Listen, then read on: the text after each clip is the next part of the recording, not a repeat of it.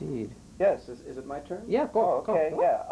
That's a good question. Who won the FA Cup? That's right.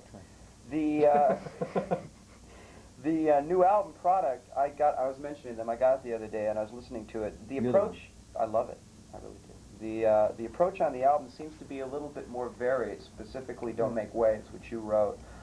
Is this an indication of you guys becoming a little more confident and being able to approach a different type of music as opposed to just the free-form, jazzy type things you've been doing? Yeah, it seems like a new ingredient being added to the band's jazz core. Is it a trend for the future? Well, it's like got more. Everything's got more extreme. You know, like I suppose the jazz side of it has progressed, advanced. You know, and we've brought out the rock sort of rhythmic side of it more too. You know.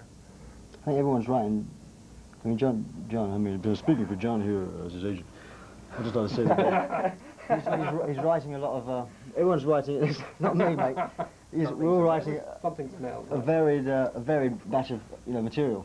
I mean, it's the reason for being in a band anyway, really, is to sort of, to play the music that's being written by the musicians in the band, and before we might stand away doing songs with vocals, because it didn't seem to be what people thought we were about or what we really wanted to do. But now I think we just, if it stands up and it's a good song, it's like Waves and Soho are two examples in this album. On Moroccan Road, Sun in the Night, which is another song you wrote, it was a Shastric measure or something that you were singing on it. Where'd you get that exactly? Sanskrit. Indian takeaway. Is something like the Tales from Topographic Oceans thing, as far as the Sanskrit, right? Isn't it? Somewhat out of the same. It was just some. You found him in the. Yeah. Some writing on a bathroom wall? Graffiti. Graffiti, yeah. There's graffiti in a Pakistani restaurant.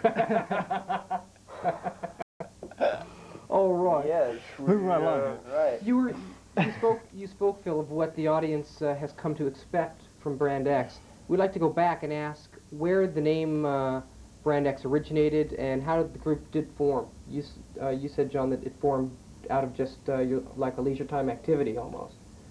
Or just a side musical. Oh no, that was I meant this, what we've got now, this tour and the album, and everything. Oh, I see. This year we just started off for fun. Okay. Well, to go back, how did the name Brand X originate? Richard Williams, who was, originally there was Island Records. Right. In the beginning there was Island Records, and then Richard Williams, who's now editor of Melody Maker, and at that time was A&R man at Island Records. He had this band which consisted of John, Percy, Robin, and two other blokes. One was a singer and the other one was another guitarist. Mm-hmm. And they're doing like pretty much straight ahead funk, sort of average white band, that kind of funk with vocals. Right. But and they needed a drummer, so a friend of mine who was the assistant A&R man invited me down, and Richard Williams got Bruford down, and we both played on different days, and Bruford didn't fit in quite as well, so I got the gig. And it started off doing that kind of vocal funk stuff, and then when the others sort of went out for a cup of coffee, we'd start playing the good stuff. And so eventually, those two chaps were asked to leave. Still do.